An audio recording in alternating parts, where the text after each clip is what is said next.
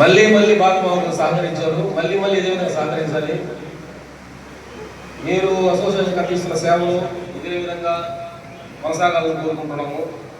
మీరు ర్యాంక్ వచ్చిన వాళ్ళకి మీరు చేసే సహకారం కానీ, అదేవిధంగా చనిపోయిన మన ప్రింటర్ చనిపోయినప్పుడు మీరు చేసే సహకారం కానీ ఎక్కడికి మరువలేదండి. అదేవిధంగా మన అసోసియేషన్ తరఫున, మనందరి తరఫున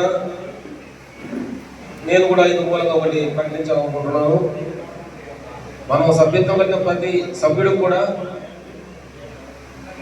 ఒక 2.5 లక్ష ఇన్సూరెన్స్ని ఏర్పాటు చేయాలని కోరుకుంటున్నాము. అసోసియేషన్ తరఫున ప్రతి సభ్యుడు కూడా 2.5 లక్ష ఇన్సూరెన్స్ అసోసియేషన్ డబ్బులతో ప్రతి సభ్యుడు చేపిస్తాము. దానికి సంబంధించిన అప్లికేషన్ గ్రూప్లో పెడతాము. దాన్ని మీరు డౌన్లోడ్ చేసుకొని మీరు ఫిలప్ చేసిస్తే ప్రతి సభ్యుడు కూడా ఆ సంబంధించిన బాండు, రసీదు ప్రతి సభ్యుడికి మేము అందజేస్తాం. అసోసియేషన్లో మేము ఈ కార్యక్రమాన్ని ప్రకటిస్తున్నాము. అదేవిధంగా రేపు జనవరి 1కి అసోసియేషన్ చెప్పినట్టు ఒక పుస్తకాన్ని కూడా తయారు చేయడానికి మేము ప్రయత్నిస్తాం. దానికి మీ అందరి సహకారం కూడా కావాలి. ఇంతకు ముందులాగానే ఈసారి కూడా ఒక డైరీ టైప్ బిల్డింగ్ వేస్తాం. ఆ డైరీలో మన ముద్రాబాబులు యాడ్ ఇవ్వచ్చు. ఆ యాడ్ కూడా మినిమం రేటే పెట్టాలి, ఎక్కువ రేటు పెట్టాలి. అందరూ దాంట్లో పార్టిసిపేట్ చేయాలి. ప్రతి ఒక్కరు దాంట్లో ఉండాలనే ఉద్దేశంతో ప్రతి ఒక్క సభ్యుడికి అనుకూలమైనటువంటి రేట్ని నిర్ణయిస్తాము.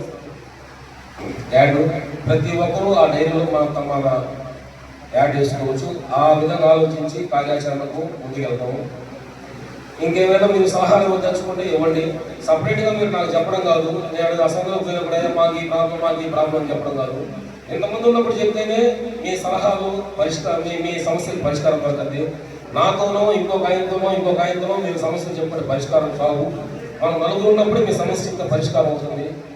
కాబట్టి మీరు మీ సమస్య ఉంటే నాతో చెప్పుకుని నేను ఒక్కటి ఏం చేయలేదు, అదే ఇంకొక ఆయన చెప్పుకుని ఆయన ఏం చేయలేడు. నలుగురు ఉన్నప్పుడు మీ సమస్య చెప్తే దాన్ని పరిష్కరించేదానికి అందరి ముందర మేము కూడా ఏమైనా సహకారం మేము చేయగలమా చేయలేమా, దాని పరిస్థితి ఏంటి, దాని కార్యాచరణ ఏంటని కూడా మేము ఆలోచించుకుంటే బాగుంటుంది. మేము ఎన్నిసార్లు రిక్వెస్ట్ చేసుకునేది ఏంటంటే ఏమైనా ఇది కాకుండా బెటర్గా ఇంకేమైనా చేయగలమా ఒక సలహా ఇస్తే మేము దాన్ని సాధ్యాలు మేము కూడా కమిటీలు పెట్టుకొని మాట్లాడుకొని దాని గురించి కూడా మేము కార్యాచరణ రూపొందిస్తాం. ఎవరైనా సలహాలు ఇచ్చేవాళ్ళు, అమూల్య సలహాలు ఇచ్చేవాళ్ళు దయచేసి ముందుకు రండి. నాకు ఇంకొక ఆయనకో మీరు పర్సనల్గా రోడ్ల మీద చెప్పుకుంటే మాత్రం మీ సమస్యలు ఎప్పటికీ పరిష్కారం కావు. నలుగురు ఉన్నప్పుడు చెప్పుకుంటే మీ సమస్యలు పరిష్కారం అవుతాయి. మన ముద్రాముఖులకు ఎవరు కూడా సమస్యలు లేనట్టున్నాయి. అందరూ కూడా సంతోషంగా ఉన్నారని భావిస్తున్నాను. ఇదే విధంగా అందరూ సంతోషంగా ఉండాలని, ఇదే విధంగా అందరూ హ్యాపీగా ఉండాలని మనస్ఫూర్తిగా కోరుకుంటున్నాను. మీరు మాట్లాడతారని ఇదే విధంగా అందరూ కూడా ఎవరికి ఏ సమస్యలు లేకుండా అందరూ కూడా సంతోషంగా ఉండాలి. కొత్త కమిటీ వారికి విన్నపం, పాత కమిటీ వారు కొనసాగించిన వర్కర్లు ఒక ఓనర్ దగ్గర అడ్వాన్స్ తీసుకొని అతను ఆడ మానేసి ఇంకో చోటు చేరితే దాని పాత పద్ధతిలోనే కొనసాగించమని కోరుతున్నాను. మా వల్ల కాదండి, మా వల్ల కాదే కాదు, 100% కాదు. మీరు అడ్వాన్స్ ఇచ్చుకుని కమిటీ మమ్మల్ని తీర్చమంటే ఎంత న్యాయం మీరు చెప్పండి. ఇది కరెక్టేనా? మీరు అడ్వాన్స్ ఇచ్చుకుంటారు, మేము మీ తగ్గు మేము తీర్చాలా? అది కాదు మాట చెప్పండి సార్. కొత్తగా నా దగ్గర నుంచి కేశవరావు దగ్గర చేరాడు. కేశవరావు గారు అడగాలి, ఆడ నుంచి ఎందుకు వచ్చేస్తున్నావు, ఆయనకి వర్గాలకు సంబంధించింది చెప్పిందండి సార్. తర్వాత మాట్లాడండి. ఆ విధంగా ఇచ్చున్నారు కూడా చాలా మంది ఇచ్చున్నారు. చెప్పేదండి సార్. కేశవరావు దగ్గర మనిషి ఇంకొక ఆయన చేరినప్పుడు వాళ్ళ దగ్గర అడ్వాన్స్ తీసుకున్నాక వాళ్ళతో పనిలో చేరాడు. ఈయన ఇచ్చినప్పుడు మాకు చెప్పింది లేదు, ఆయన ఇచ్చినప్పుడు మాకు చెప్పింది లేదు. ఇక మీద చెప్పేదంటే పెట్టండి. ఇప్పుడు నడిపోతే మమ్మల్ని తీసుకొని మీరు పాత బాకీలకు అసోసియేషన్ బ్లేమ్ చేయడం ఎంత సభ. సరే అవి వదిలేయండి. ఇక మీద చేరబోయే వాళ్ళు మా నోటీస్ వచ్చి మాకు చెప్పి మీరు అడ్వాన్స్ ఇస్తే దాన్ని 100% దాన్ని మేము జవాబుదారీ దానిగా తీసుకుంటాం.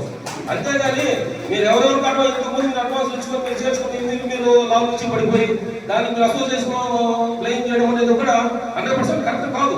సరే అది మీరు ఆలోచించండి. ఇప్పుడు దాకా ఇచ్చిన వాళ్ళు అడ్వాన్సులు వాళ్ళ వర్కర్ లిస్టు కొత్త కమిటీకి ఇవ్వమంటాం. అదేంటండి ఏంటంటే ఇప్పుడు దాకా వర్కర్లు ఉన్నారు కదా, అవునండి, వాళ్ళ లిస్టు వాళ్ళకి ఎంత అడ్వాన్స్ ఉంది అవి కమిటీకి ఇవ్వమంటాం. అదేంటండి ఎవడెవడో అడ్వాన్స్ ఇచ్చుకుంటారు కమిటీ ఆచరణ పెట్టండి. ఆచరణ అంటే ఒకటి మాకు చెప్పి ఇస్తే మేము జవాబు తగ్గాము. మాకు చెప్పకుండా మీరు మీరు ఆలోచించి పడి నడిపడి మమ్మల్ని బ్లేమ్ చేయడము కరెక్ట్ కాదు. ఈ రోజు నుంచి మాకు చెప్పి మాకు అనుమతి తీసుకొని మీరు అడ్వాన్స్ ఇవ్వండి, దానికి అసోసియేషన్ పూర్తి బాధ్యత వహించాలి. ఈ రోజు నుంచి వర్కర్ ని ఓనర్ పెట్టుకునేటప్పుడు కమిటీని అడిగి పెట్టుకోవాలి. కమిటీ పెట్టుకోవాలి కదండి. మీరు అడ్వాన్స్ ఇచ్చే పని అయితే మాకు ఒక మాట చెప్పండి, అయ్యప్ప నోటు పెట్టుకుంటున్నాము, వాడికి ఇంత అడ్వాన్స్ ఇస్తున్నాము. అడ్వాన్స్ లేకుండా ఎవరు చేరాలి కదా. అది వాడు చేరేవాడు కూడా ఇంత ముందుకు అడ్వాన్స్ చెల్లించి ఇక్కడ రావాలి, అది పద్ధతి. వాడు కూడా ఒక మాట ఇక్కడ ఒక మాట చెప్పేసి మీరు వాళ్ళు మీరు వర్కర్ లేదని చెప్పేసి మీరు వాళ్ళు ఇష్యూ పడిపోయేసి ఇంకో ఓటర్ ఇబ్బంది పెట్టి వాడికి 10,000 ఎక్స్ట్రా ఇచ్చి మీరు పెట్టుకునేటప్పుడు మీరు ఏమాత్రం నీతి మంతులు? 10 మందిని మనం కాపాడుకోవాలి కదా, మన జాగ్రత్తలు మనం ఉంటాం. నా కాడ పని చేసే వర్కర్ 50,000 అడ్వాన్స్ ఇచ్చినాము, ఇంకో ప్రస్తుతం వరకు 70,000 ఇస్తున్న ఆరాధన తీసుకుంటాడు. అప్పుడు అన్యాయం అయిపోయేదాడు. డబ్బులు ఇచ్చిపోవాలి. అది ఎట్టిస్తున్నాడు ఎవడు? వాడు వర్కర్ అనేవాడు వాడు అవసరానికి 100 అబద్ధాలు చెప్తాడు. కొత్తగా పెట్టుకోవాలి. ఇప్పుడు కొత్తగా పెట్టుకోండి, ఏమైనా చేసుకోండి. మీరు అడ్వాన్స్ ఇచ్చినప్పుడు ఒక మాట కానీ మాకు కానీ చెప్తే మేము దానికి విషయం మేము మాట్లాడడానికి ఏర్పాటు చేస్తాం. అర్థమైంది?